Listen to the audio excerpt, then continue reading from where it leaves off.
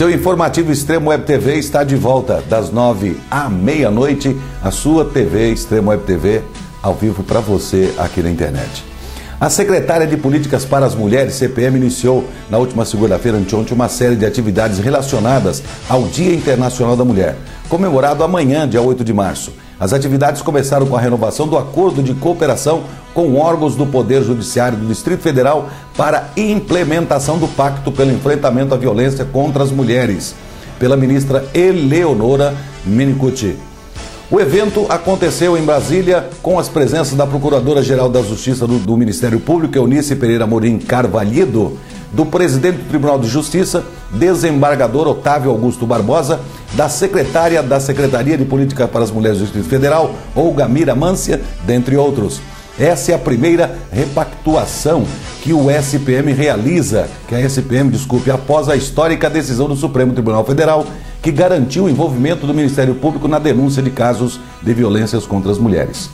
Foi dado um passo decisivo para o fim da impunidade através da responsabilização e punição dos agressores, destaca a ministra. Na última reunião do Comitê sobre a Eliminação de Todas as Formas de Discriminação contra a Mulher, o CEDAW, realizada em Genebra, a Lei Maria da Penha foi classificada como uma vitória brasileira. Fomos parabenizadas por todas as peritas do Comitê CEDAW. Desde a Convenção do Belém do Pará, nunca houve uma lei tão avançada no mundo. A Lei Maria da Penha estabelece a prevenção, a proteção e a punição dos casos de violência contra as mulheres, explica a ministra Eleonora Menicucci, ao fazer referência ao marco internacional, Convenção Interamericana para Prevenir, Punir e Erradicar a Violência contra a Mulher. A repactuação marca a reiteração para a implementação do Pacto pelo Enfrentamento à Violência contra as Mulheres após a vigência de 4 anos. Quarta unidade da Federação a reiterar os compromissos com o Pacto pelo Enfrentamento à Violência contra as Mulheres. O Distrito Federal ocupa o 7º lugar no ranking de assassinatos de mulheres no país. De acordo com o mapa da violência de 2012, do Instituto Sangari, a média anual é de 4.000 mulheres assassinadas. Em uma década, foram mais de 42.000 assassinatos de mulheres. Lançado em agosto de 2007 na 2ª Conferência Nacional de Políticas para as Mulheres, pelo então presidente Luiz Inácio Lula da Silva, o Pacto pelo Enfrentamento à Violência contra as Mulheres consiste em uma ação conjunta entre o governo federal, estados e municípios em prol da consolidação de políticas públicas integrada pelo enfrentamento à violência em todo o Brasil. A Câmara de Vereadores de Paulínia, interior de São Paulo, votará pela abertura ou arquivamento de uma comissão processante contra o prefeito José Pavan Júnior do PSB. A informação foi confirmada pela assessoria de imprensa da Casa. Para a CP ser instaurada, é necessário que pelo menos 7 dos 10 legisladores votem a favor. Caso seja aprovada, na mesma sessão o sorteio define quais são os vereadores membros da comissão. O pedido de CP, comissão processante, foi protocolado na quinta-feira, dia 23, e foi feito pelo ex-vereador Mário Lacerda Souza, do DEM. O documento é baseado em uma denúncia do Ministério Público, que coloca sob suspeita a contratação de empresas para a realização de eventos, em especial o Carnaval. Em fevereiro, a juíza da primeira vara judicial do Fórum Distrital de Paulínia, Maria Raquel Campos Pinto Neves, decretou o bloqueio dos bens de Pavan em ação civil pública impetrada pelo promotor Danilo Roberto Mendes.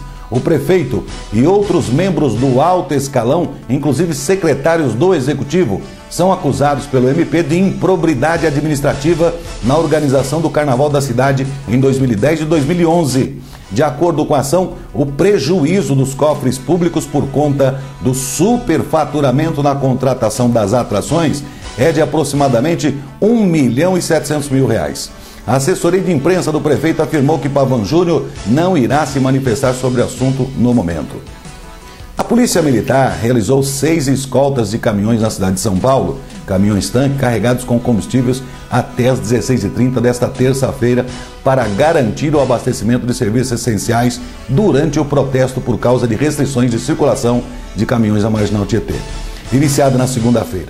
O Gabinete de Gerenciamento de Crise foi acionado para monitorar a situação e coordenar essas escoltas. Segundo o Major Marcel Soffner, porta-voz da PM, mesmo com a garantia de escoltas, há resistência dos proprietários de caminhões em deixar os pátios. Até o fim da tarde de ontem, 5 escoltas haviam saído de um centro de distribuição na Avenida Presidente Wilson para os seguintes destinos: Mauá e Suzano para serviços essenciais das prefeituras, Sapopemba para o serviço de coleta de lixo, Praça Alberto Lyons para a bomba de abastecimento da 7, Bom Retiro para uma bomba de abastecimento da Prefeitura de São Paulo. A 6ª escolta saiu por volta das 4h30 de Paulínia, no interior de São Paulo, com 3 caminhões-tanque para abastecimento do aeroporto de Congonhas. Outros 3 caminhões saíram do mesmo município à noite para garantir a necessidade diária do aeroporto. E hoje pela manhã, os caminhoneiros resolveram reatar o serviço e voltar a discutir, conversar com a prefeitura sobre o tráfego de caminhões de abastecimento de combustível através das marginais. Lembrando que o período entre 5 e 9 da manhã, entre 5 e 21 da noite, é a proibição. A presidente Dilma Rousseff confirmou a intenção do governo de realizar o leilão para os serviços de telefonia móvel de 4ª geração, 4G, em maio, contrariando as empresas do setor que querem mais tempo até a licitação.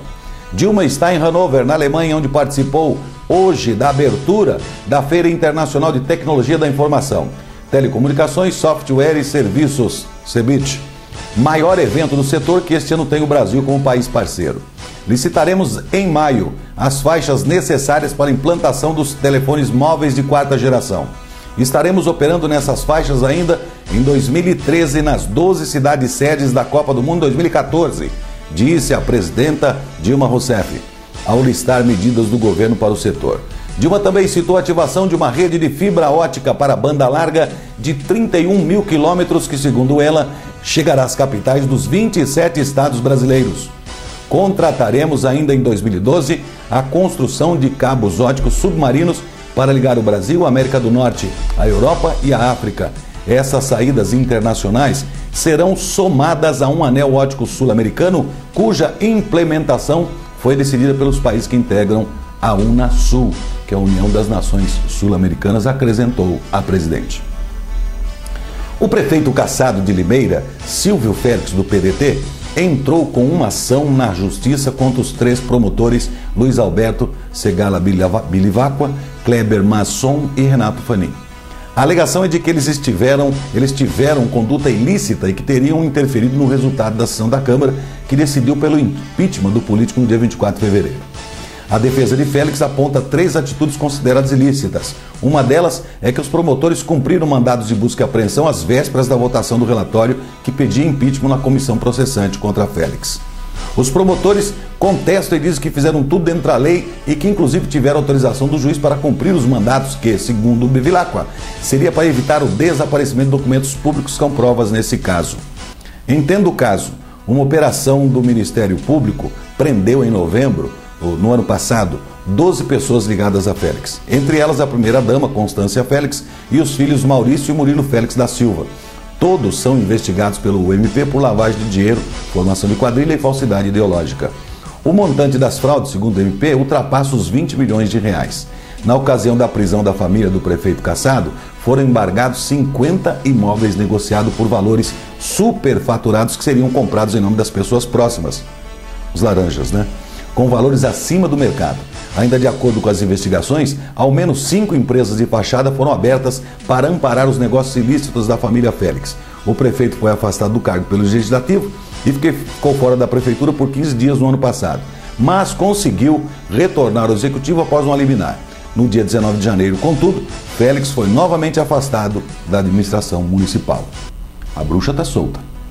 A Câmara de Vereadores de Valinhos, também interior de São Paulo, deverá votar um novo pedido para a abertura da comissão processante contra o prefeito Marcos José da Silva, do PMDB.